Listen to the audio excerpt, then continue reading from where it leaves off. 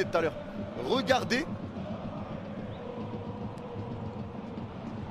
Regardez où est la défense du Barça par rapport aux joueurs de l'Athletic. Regardez. Là, il y a eu hors-jeu sur cette action. Mais vous trouvez le placement normal, franchement. Ils sont tranquilles, au calme pour faire la passe.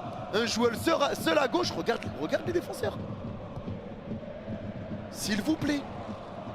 Il n'y a aucun sens d'être aussi haut à cet endroit-là. Il n'y a aucun sens.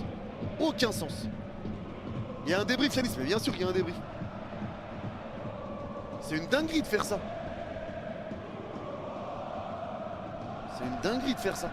Mais là, ça sera un débrief en image, mais c'est une dinguerie de faire ça. Vraiment.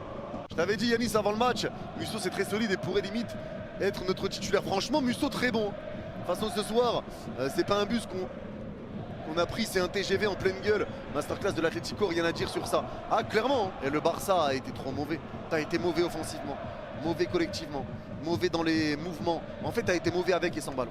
Placement défensif, le pressing pour venir empêcher l'Atlético de ressortir. Ton pressing, quand tu le mettais en place, l'Atlético ressortait tranquillement. Ta défense beaucoup trop haute. Tes défenseurs qui suivent pas les ballons dans le dos.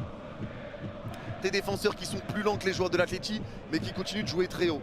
Tes défenseurs qui oublient que la ligne du milieu de terrain, si le joueur de l'Atleti part de là, il n'y a pas hors-jeu. Tes milieux de terrain qui n'aident pas ta défense. Donc, enfin, les gars, sans ballon, c'était dégueulasse. Sans ballon, c'était dégueulasse.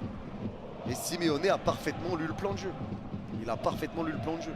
Parfaitement. T'offres une PS5 si le Barça